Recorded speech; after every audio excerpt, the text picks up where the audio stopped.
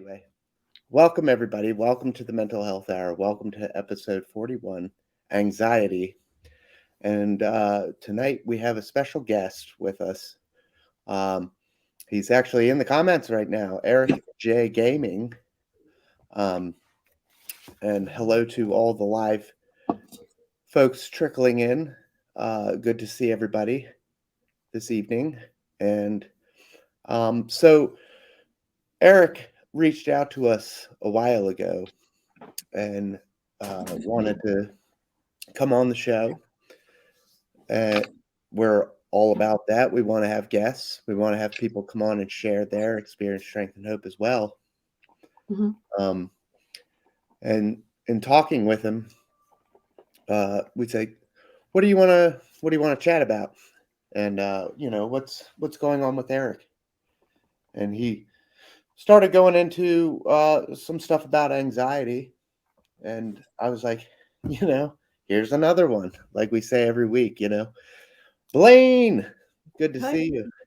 Oh, Here's another one that we have, 41 episodes into this series, and we haven't done a show on anxiety yet. So tonight we'll be talking anxiety with Eric.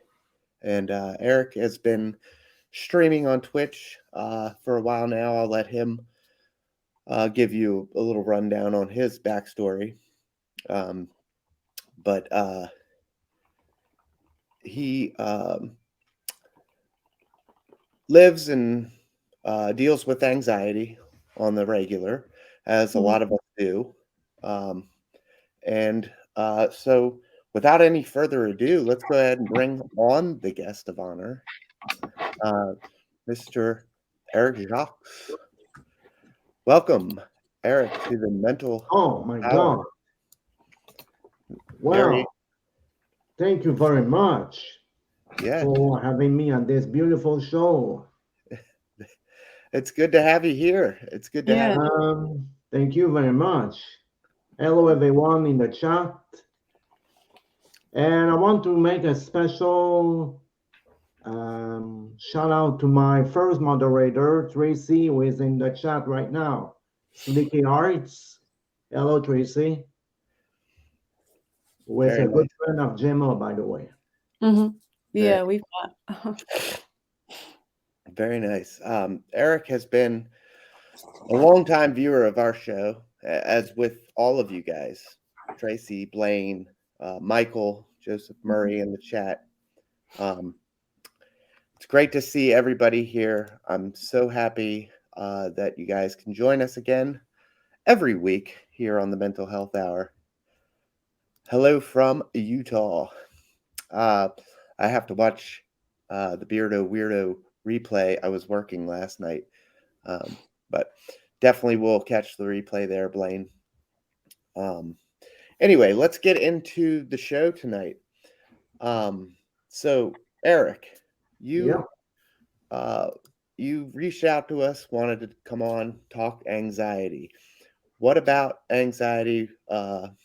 Well, give us a little backstory about yourself first. How long have you been streaming on Twitch? And, or live streaming in general? It doesn't have to be just Twitch. Well, first, I'm on Twitch in 2016. I began streaming on Periscope in 2015. And when I began on streaming on Twitch, I left Periscope. I see I was having both best of both worlds. I talk to people and I streaming games.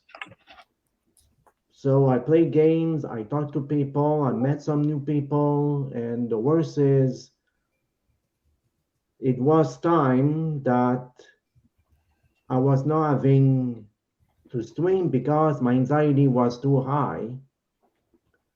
So then I met Tracy. I bring Tracy in to become my first moderator. And then my name on Twitch, the Eric J Gaming thing that I got begin and I become Twitch affiliate in 2019. And my anxiety was still having major part in my life, but I began to look, and I was a volunteer in pastime, and I said, oh, I want to help people dealing with mental health issues, anxiety, depression, and now I'm doing this for 17 years, and I find out your podcast, and I say myself, how about I go to a podcast, I share my story, I talk about my story to that podcast, and maybe my story will help others. And because in this world, the stigma of mental health is still there, never goes away, never die. It's like, I don't say that it's going to be internal, but mental health awareness need to continue. And we need still in this world with the pandemic and everything other things, we need to make the world understand that anxiety can be anyone can have this problem, and anyone need to be open-minded about mental health. And sometimes it's gonna be streamer, gonna be someone making television or radio, everyone. Mm-hmm. They need to see that sometimes someone in front of camera, like I am right now, Mm-hmm. can have anxiety, but have to deal and learn how to deal with the disease, not a disease, but a problem. Yeah. Hmm. Right. Um, so what we're gonna do, well, let's start with a little bit of your story. Um, when did you notice the anxiety, start to become a problem in your life? And then what have you done as far as medicine or counseling with anxiety? Okay, in 2014, I was going to a trip in Las Vegas. I enjoyed my trip. I was having fun. It was my first US trip. And when I come back, I was volunteering for uh, someone to represent the government of Canada in my district. And I began to have chest pain. I was thinking about it was my food I ate, but later I was having some problem with my hands and began to have sweaty hands. I was sweaty feet, and I began to have some. Uh, the muscle of my arms and my legs was getting tighter. It's like someone squeezed it. Muscle spasms. Yeah. Thank you very much. Yeah. And I has to bring me home. They want me to bring me to the hospital, thinking I was having a heart attack. I say, no, heart attack is not like this. So he bring me home, saying, get well, come back when you want. And more the hours was passing, more my state was going down. Mm. And then I began like someone was going to choke me out, because the invite to the air was not coming through my ear, my nose and my mouth, like I was someone who have asthma, but I don't have asthma. And then I was searching for air to breathe, our difficulty to breathe, and then uh, like this. and my arms, I was not able to hold something in my hands. I was thinking like I'm going to pass out, and I called 911. Mm-hmm. Get me home and get me to the hospital. They bring me to the hospital. They make all the tests. They find nothing. All they find was well, you have a panic attack. Yeah. And a panic attack goes like this. You're going to have some problem in the chest, and you're going to have some spasm. You're going to be nervous, going to have not sweet sweat in your hands, like someone who's gonna have sugar for inside for the diabetes people. Mm. But you don't have diabetes, you don't have heart problem, you got kind of a panic attack. And then they tell me what triggered that panic attack. I don't know. It's come like this. And then further months pass, I got another one. I was eating in a restaurant with uh, friends, and I got a panic attack in a public restaurant. It was embarrassing. Um, I began right behind my head. And then I go down to my arms, my legs, my chest, and then again like this. Um, I was able to go back home, and as I cannot go like this, I cannot do my volunteering. I cannot go to a public space. Now every people in the restaurant see me going nuts. Uh, they think I was having going to have a heart attack, and everyone was looking at me. Like, what the hell is going on? What is doing?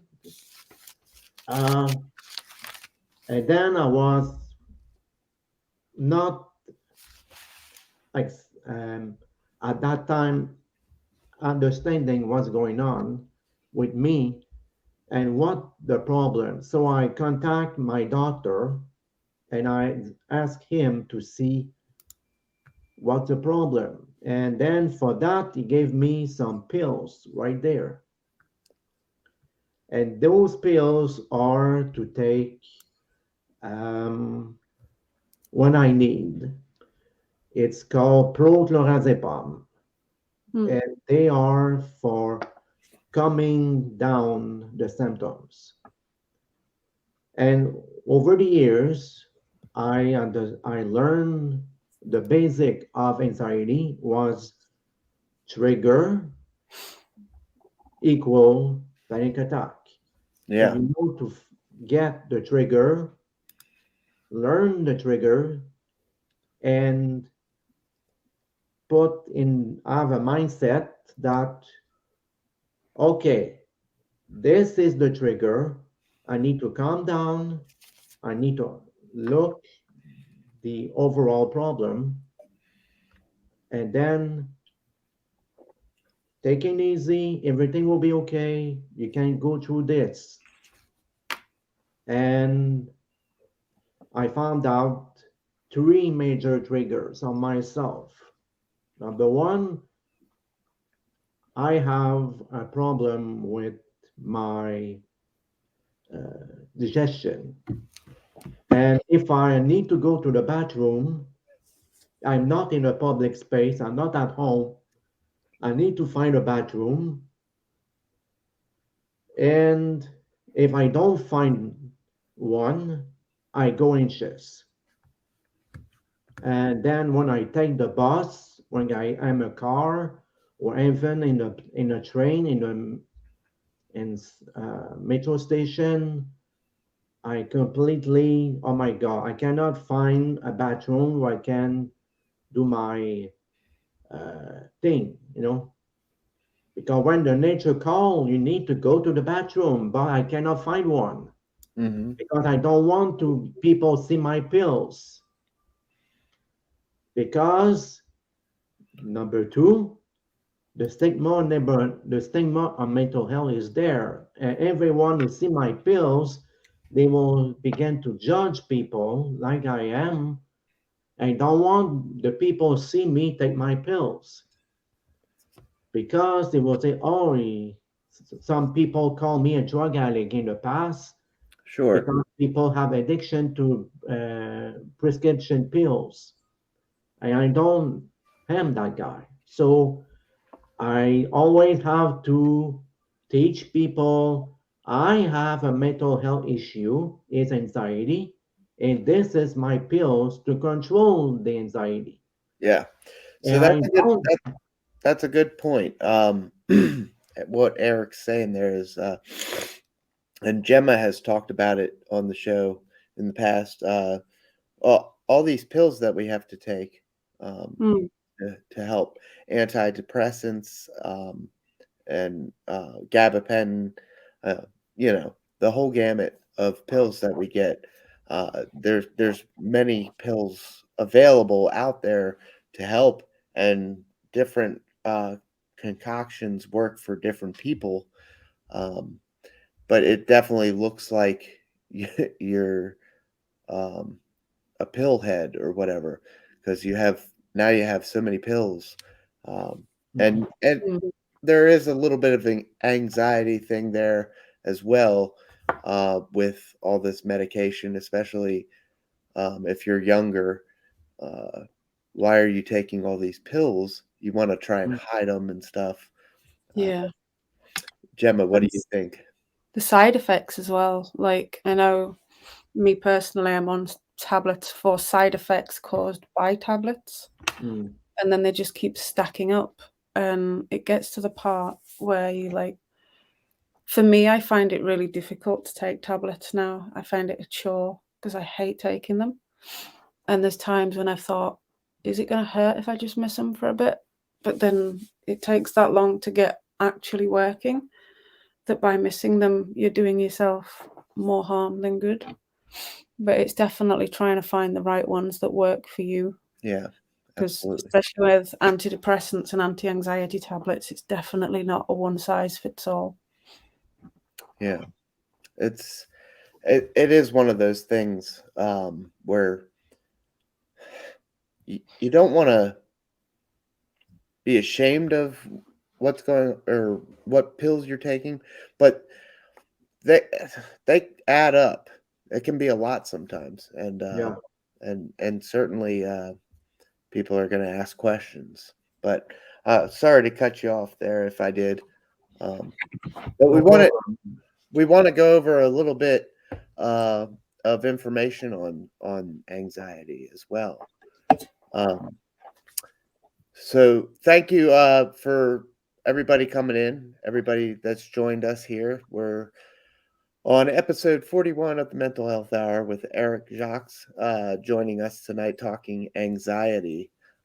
Thank you for all the subs, the resubs, the bits, and everything that goes along with Twitch. We love you guys. And welcome, Jeeves. Good to see you, buddy. Haven't seen you, Jeeves, in a while. Jeeves, which is Jeeves is Mr. Twix. oh, the username got me.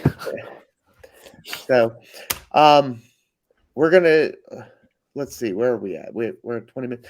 So, Eric, would you like Excuse to? me, Tim. Gemma talk about side effect. Mm. Yeah, My pills do not have side effect, but what they want me to give me my first pills I got in the past that was depression pills, but I refused them because I was not having depression, I was having anxiety, and these pills are very nasty side effect. Mm. And my pills don't have side effect. They are like normal to like you have a headache, you take Tylenol, it's over. But my pills is like you see, you come like you're on not cloud number 9, but you're calm. You see, Mm. and I don't want to see the bad things about medication. But like I said, Tim, in the past, when we talked the first time to prepare this podcast of today, um, some people take some medication and they look different with the pills. And some people see, oh, they have red eyes, like some people smoke weed or other people. But like I said, um, I prefer to take my pills and hide myself to not people see me in the when the side effect comes. Right. Yes. That's another thing. Yeah. So let's go over some information about anxiety with Eric alongside with us. We'll bring up some slides here. Um, right here is the DSM um, diagnostic for generalized anxiety disorder. Gemma, if you could take it away for us, please. Yeah, okay. So, oops, I've just closed it off. Bear with me. Right, so it's the diagnostic criteria for generalized anxiety disorder. And again, this might not fit with everybody, but it's just as it says, generalized, which means like most people would display some or all of these. So excessive anxiety and worry, more than not for at least 6 months, and multiple topics. It's difficult to control. And then anxiety and worry are associated with more of 3 of the following. So restlessness or feeling keyed up or on edge, being easily fatigued, difficulty concentrating or mind going blank, irritability, muscle tension, which is what Eric described earlier, Yeah. and then sleep disturbances.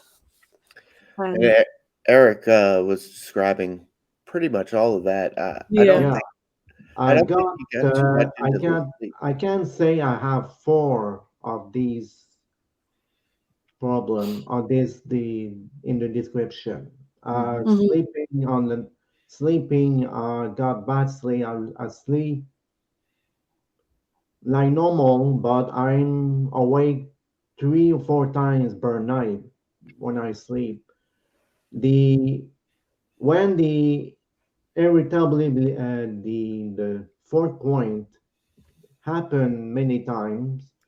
Um, when the anxiety is about to come, it's like the wall is here, but you're going to hit the wall. Yeah.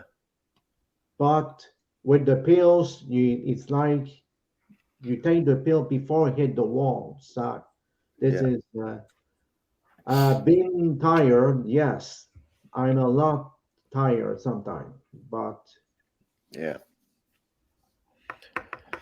Okay. Uh, Right. Do you want to go over this one? Yep. Okay. So anxiety disorders, and this is according to the World Health Organization, and it states that around 1 in 13 globally suffers from anxiety.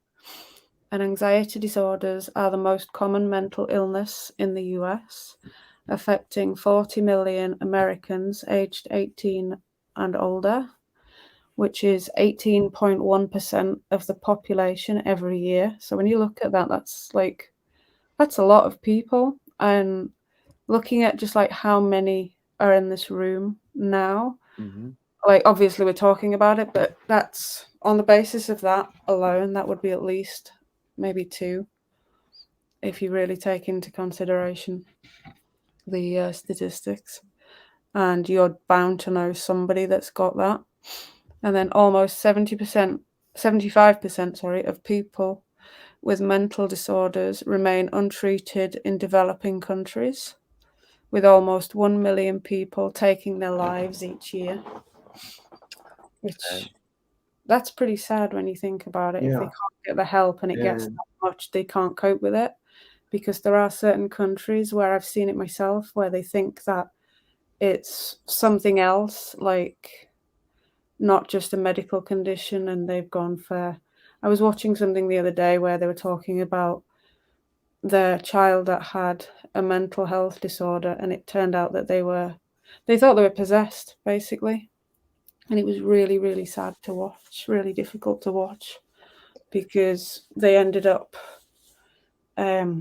literally locking them out of the house, and it turned out eventually that it was a mental health condition, but the child ended up killing themselves over it. So it was really, really difficult watching, but it really opened your eyes at the same time about it. So we're quite lucky in a way that where we live, we can get that help. Yeah, Right. absolutely. I wanted to run through these last 3 slides real quick. Just interesting myths versus facts to talk about some talking points with Eric as well. Mm-hmm. Go ahead and take it away, Gemma. Yeah, okay. So myths versus the facts. Anxiety isn't a real illness, and it's all in your head. And then anxiety disorder is a serious mental illness. So there's a lot of people that don't really believe it. Everyone gets stressed out, it's normal. And everyone has a fear, worry, and stress sometimes, but daily anxiety that interrupts your life is not normal. And then okay, the last one. Too much anxiety will. Oh, I've closed it off again. Bear with me. I can read it on there, I think. Too much anxiety will give you a heart attack. A panic attack can mimic heart attack, but it can't kill you. So it does actually feel like when you're getting really, really panicked, that it can feel like that. And again, Eric described that earlier. We run that on the ambulance a lot. We get hit for chest pains, and we get there, and it's a panic attack or a an anxiety attack. A stretch. We'll do a quick stretch. Everybody stretch. Everybody stretch. There you go. But yes, a panic attack can indeed hit kind of like a heart attack. It gives you that chest pain feeling, and it does 100% mimic it. So just know that normally if you're feeling chest pains and you're worrying about it, you're going to increase the chest pains, right? Worrying, the anxiety, the worry, it keeps it going. But as well as I want to put it out there that the what the hell was I thinking? Oh, it's not exactly if it's a sharp kind of pain, chest pain like that, or when you're breathing in, that's more anxiety side of things. When you're having a heart attack, at least for men, now women heart attacks in women present very differently, but for men, adult men, it's more of a pressure, like an elephant sitting on your chest. It's not a sharp pain. So just wanted I think women present differently in most cases, to be honest. they taught us that in EMT school. Like women could have pain in their leg and they're having a heart attack. So anyway, we'll move on to the next slide. This is just a continuation. So people with anxiety just need tranquilizers and sleeping pills. These may work in the short term, but they do not help you manage and reduce your anxiety over time, which is definitely not the case. It doesn't help long term. It can help the short term, like with sleep. Sleeping tablets will only help you for that one night that you take them, and not even always then. If you have had anxiety, you should avoid stressful situations. Can you imagine if everybody did that? We'd never do anything. Right. Avoidance makes things worse, and a therapist can help you gradually cope with your anxiety. Talking to a therapist is a waste of time and money. research shows that therapy works and that you only need a few sessions to get the tools you need to improve. And I think both Tim and I have said this many a times. If you're going to a therapist and you don't feel that they're working and you're not getting on with them, it doesn't mean that all therapists aren't going to work. It just means maybe that one isn't going to work. So shop around. If you're paying for counseling or something, Yeah. you are employing them. So you want to make sure that you're getting the best help for your money. So if that particular therapist isn't working, that doesn't mean that another one won't. Right. And then drinking alcohol or smoking marijuana provides the same relief as medication or therapy. Now, you've spoke about that quite a bit, Tim. Self-medication does not treat anxiety effectively and can make symptoms worse, because you said yourself, haven't you? It's a depressant, is alcohol. So it doesn't work, and it can actually, particularly the drugs, I knew somebody that was on them, and if anything, it made them more and more paranoid, which in turn made the anxiety worse, and it was just completely out of control. Right.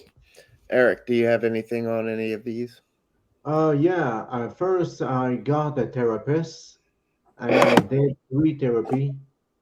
Uh, both therapy I did was kind good for me because I learned how to accept that I have an anxiety issue first. Number two, therapists learn me about because sometimes it's sad that the first info that Gemma show up, people taking their own life because they have mental health issue. Anxiety, I'm afraid that that may become the first mental health beside depression over the years in the future. But because we're living in a society with is a lot of stress, work, we have to perform, we have to be our very best every day. And with COVID-19 pandemic, people lose their job. Many mental health issue case show up because of the pandemic. So on my side, um, therapy was good for me because I learned how to like the book. You see, you need to play by the book.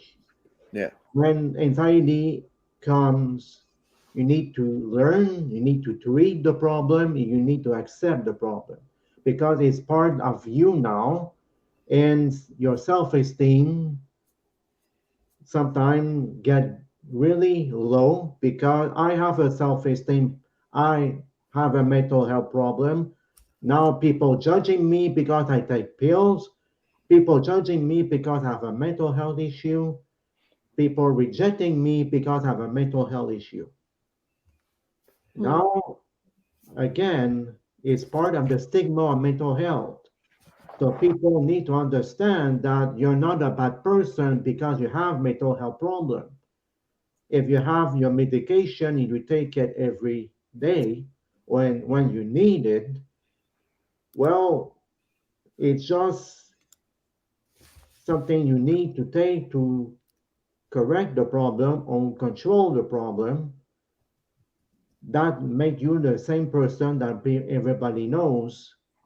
But if other people do not accept the problem, don't see the problem like I do, because they are part of the people are stigmatic. That means they judge the people, they reject the people, and they're not mental, they're not open-minded.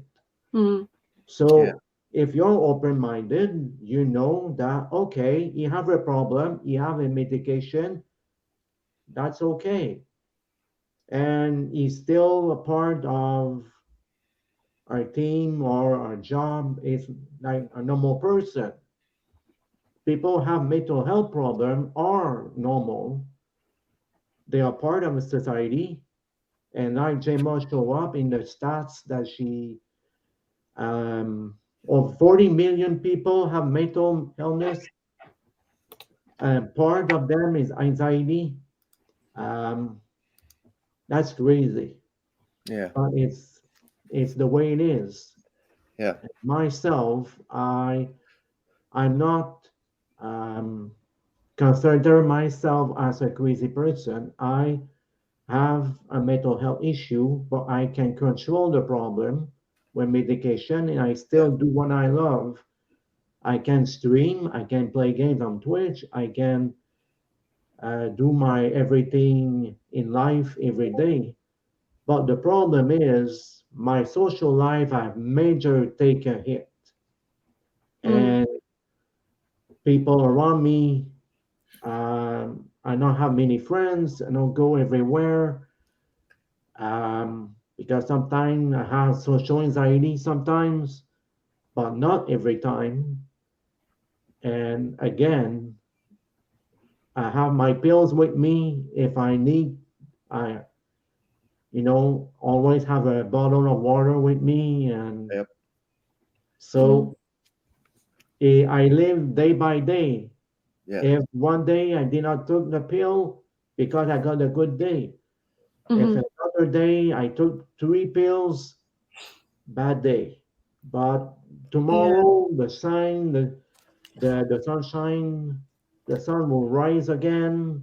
Another day, uh, you have to take one day at a time, Yeah. control the problem. See, like you have to check everything that you live go through your life, Mm-hmm. and do not let the problem take control of your life.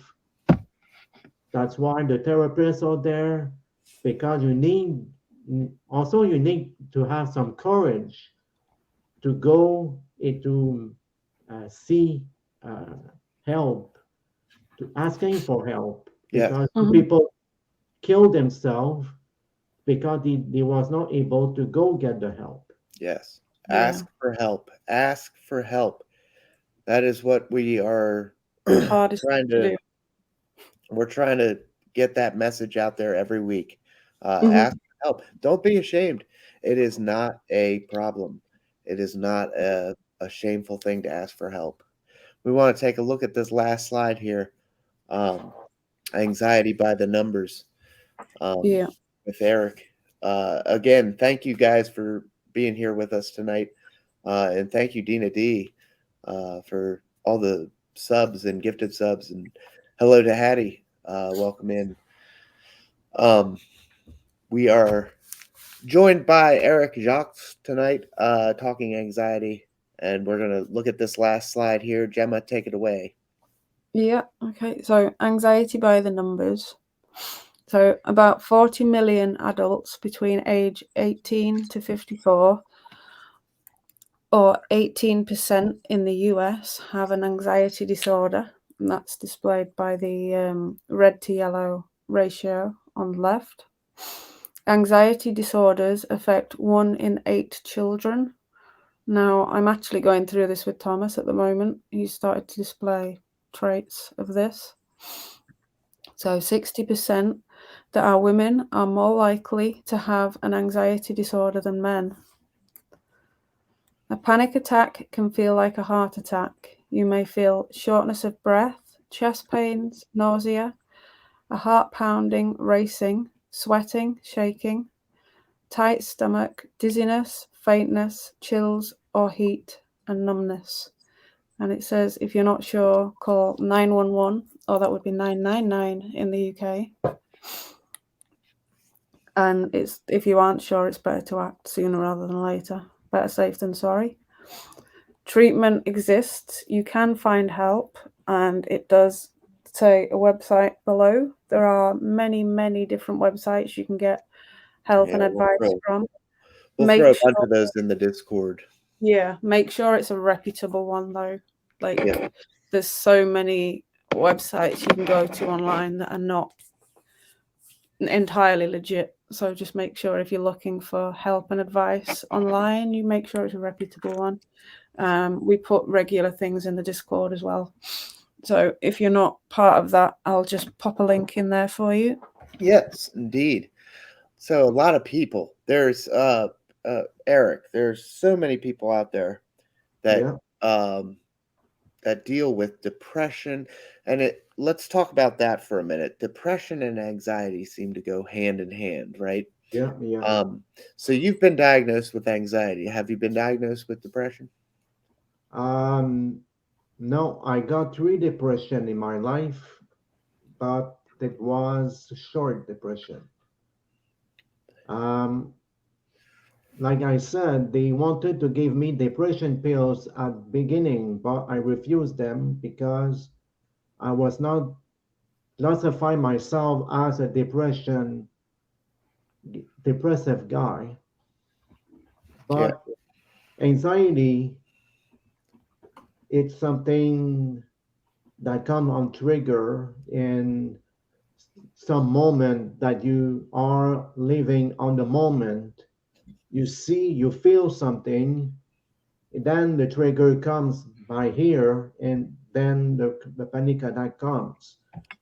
Depression is a mood, I think.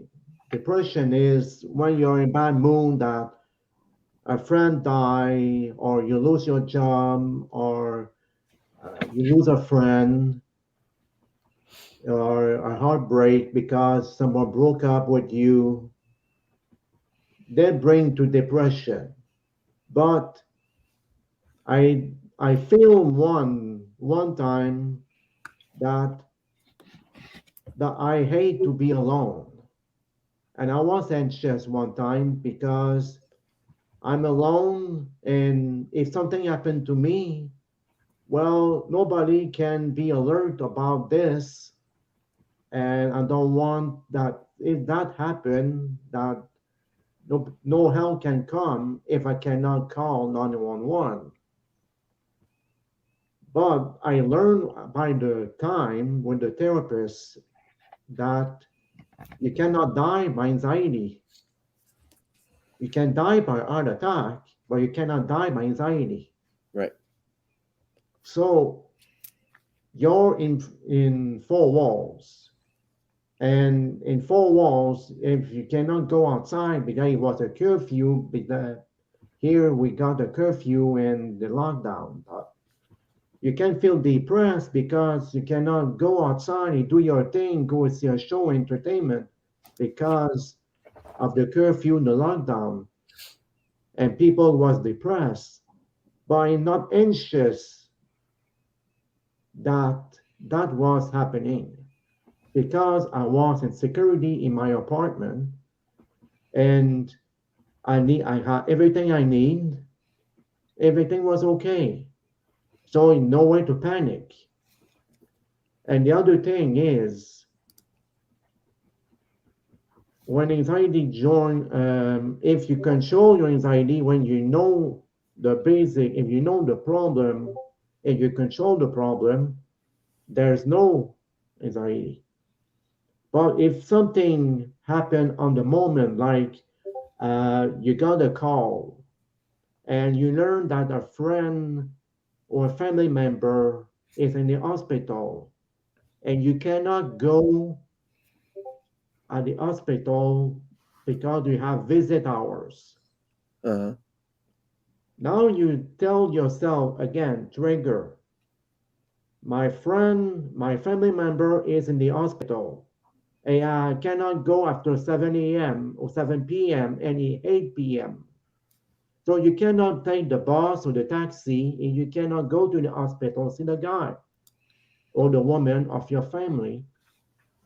And you don't know his state, you don't know how he feel, you have an accident, a heart attack, something, and now your heart race here is racing, saying you you care about your family, you care about that family member, but you cannot see him, and then you have anxiety that I want to see him right now. I want to know what happened. I know how he feel, but you cannot know. You cannot travel to see him. Mm. But you can call a family member. You can uh, give him a call and ask him, "Hello, I cannot go to see him, but I want to have news from him to ensure myself that he's going okay." And then they tell you. So then after that, you feel like less anxious. It's some tricks you take. You have to take some shortcut, if I say, to bypass the anxiety. Because the more tricks, the more things that you learn to control the problem, sometimes you take less medication. Like me, I take medication only when I need, not every day. Yeah. So let's talk a little bit about that, Eric. Your medication that you take. How has that helped you, or has it helped you? And um, what can you tell folks out there listening to this broadcast about medication and anxiety? Well, you have many type of medication. You got Xanax with the top. Xanax can be addictive. You can have an you can have a um, addiction to that, but they gave me the lowest with chlordiazepam with relaxative. It's a relaxative medication, and I took at the beginning of the first years of anxiety I have to take 2 pills a day, and it was giving me a good help about the problem to control the problem. And in 2019, I got uh, less panic attack. 2020, yeah, 2020, Mhm. Kelly, that year. Everyone was going nuts in 2020, Yeah. and I got my last panic attack in 2020. So it's been like, knock on wood, um, been on last 2 years without panic attack. Yeah. That's good. And That's real good. I I I stopped counting the months I took medication one day, but I still have my bottle right here Yeah. just in Mhm. case. Yeah. So if you And if you guys know, or if you guys remember, we had Ella on, Ella the bunny mom. Know and love her. She had a similar story with panic attack in the uh, episode 16. Uh, Go back and take a listen to that if you'd like. There was also that was dealing with some anxiety as well. Um, Please, yes, as Gemma's showing there, if anybody has any questions, please feel free to ask. We are coming up on 50 minutes into the broadcast. Anxiety. So, what we've learned tonight, or what we've talked about tonight, anxiety comes in many forms, panic attacks, um, just overall worry.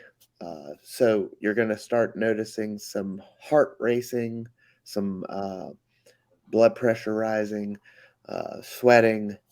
Um, you know, you're going to start feeling like you're worried about something. You know, Mm. uh, and then you that can eventually turn into a panic state, right? Get into that panic attack feeling. You don't always get much warning either. Right. And Gemma, do you have any stories you can share with us as well, or a story that you want to bring to the party? Yeah, I'm sure I'll have another one after next week as well. But um, like I remember, like there was two incidents. One when I was having Thomas, I'd been induced, and I had been induced and was in labour for over 4 days. And then because he managed to get the cord around his neck, whilst he was inside me, and I was having a lot of pain. They said that then my blood pressure or something was critical, and I was rushed for an emergency section. They did an epidural, and I could feel them doing it. And I said to the doctors, because they have a screen up so you can't see, but I said to them, "You're cutting me, you're using scissors." And he goes, "How do you know? Can you see?" I says, "No, I can feel it." And they gave me some more epidural because it was connected all the time. And it was at that point where I started I was feeling very anxious anyway, and I actually had a full-blown anxiety and then panic attack whilst I was in labor, having a C-section, which then turned into something else, and I couldn't hold Thomas till he was a couple of hours old. Yeah. And that was really bad for me because I couldn't control it, and it came on so quickly. But then the worst one that I had was when Thomas had been diagnosed with cancer, and it had not felt real into the point of where they'd taken him in to put his central line in, and I had to hold him in my arms while I put him to sleep, and he felt like a dead weight. Then he just went heavy. They took him off me and ushered me out of the room really quick, and I felt like it was coming on. I felt tight in my chest. And then I collapsed outside the room, screamed, and then that was like it for me. I don't really remember much after it, apart from breathing into a paper bag, trying to calm down. It can come on so easily with so many things, so quickly at times without ever really knowing that you're leading up to it. So it's trying to work out the things that can cause the anxiety and panic attacks for you. It can be different for everybody. And then trying to recognize that and go from there to try not completely avoid those kinds of situations, because avoiding things is not the best. Right. However, if you know that it's going to cause anxiety and panic every time, then maybe that is something you need to do, depending on what it is, of course. But yeah, they're just a couple of examples. But I know I'm feeling quite anxious at the moment because I'm going for surgery next week. Whilst I'm looking forward to having it done and having things get better for me, I'm also anxious at the same time. Yeah. Yeah. So, yeah. Thank you, Gemma, for sharing that. No worries. Hattie saying, even though my vertigo, which is dizziness, Mhm. has been controlled for several years, I guess, still carry my medication and the ear device everywhere, like how Eric was saying about keeping his medication with him. Yeah, and the same thing with like an asthmatic, always keeping the inhaler with them, or let's say somebody with an allergy, keeping an EpiPen with them. It's a good idea to have your medication with you at all times for these panic attacks, because they can come on at any time. And Eric, it's been. Have you had an experience where you've been out on the town or just shopping and haven't had your pills? Oh my God. I was in the grocery store and I have my card with the food inside, and I push the card and I go to the line to pay my stuff. They was line after line after line. Mm-hmm. And then as I look around me, I say, why they have so much line of people and you did not open more this customer service, the people who you pass your food to pay and leave the grocery store. There are too much people waiting. I will wait a half hour, maybe an hour to just pay my food and leave. And I began to be like one of the Gemma show in the irritable. So I was getting angry, I was getting nervous, and I was becoming anxious because I don't wait all that time to pay my food and leave. Yeah. And when someone liberate the line begin to move, I go to pay the. I never, ever, ever took so quickly my food from the card and put on the table with the to scan my phone one after the other and put open my bag and put my phone in the bag and push up the car just to leave.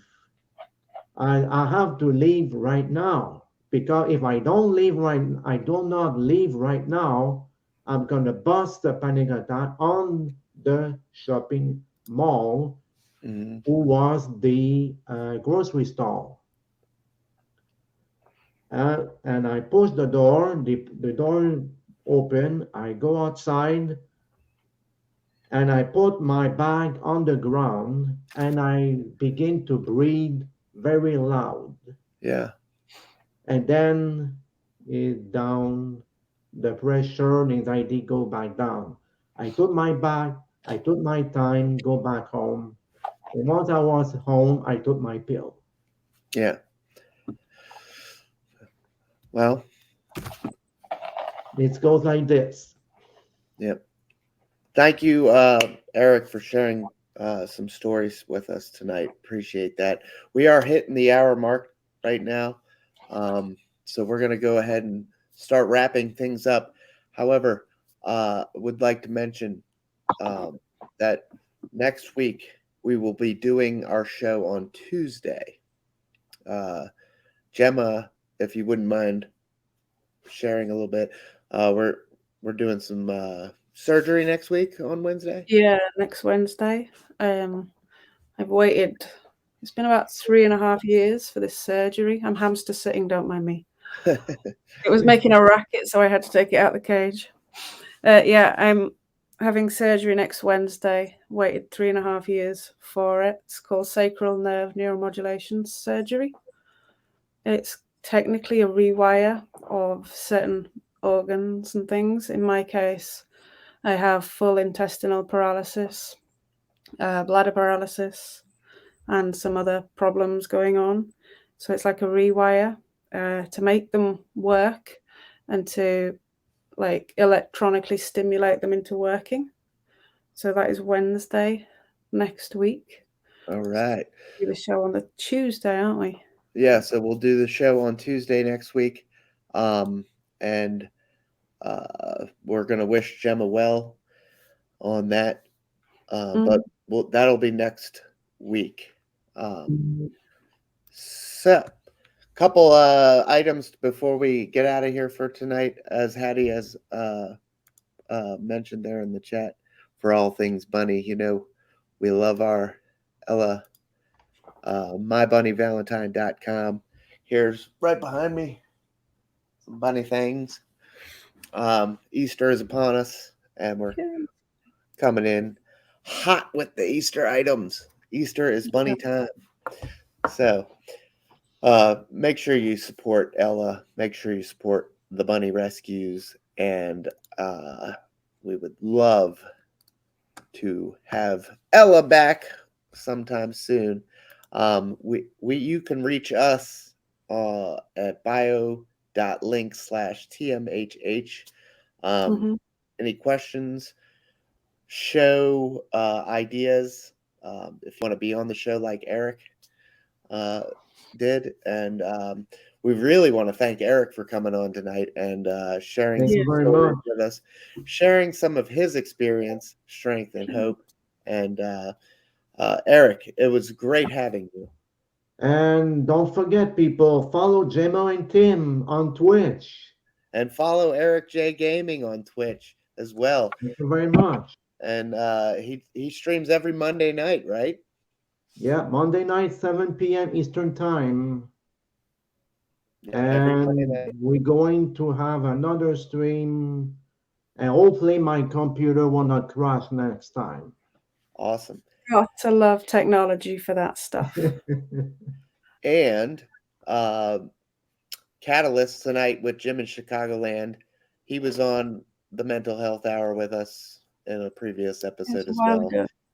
11 p.m. Eastern Standard Time. Please, everybody go have a good follow over there. We're going to send you on your way, but we're going to do a raid tonight because I just saw one of our good friends, Sarah Lightman, go live. So we're going to go raid Sarah. So everybody get ready to go say hi to her. Please stick around and join us next week on Tuesday, 6 p.m. Eastern Standard Time, 11 p.m. UK. Thank you again, Eric. It was awesome. Thank you very much. Thank you, everyone watching. We'll see you guys next time.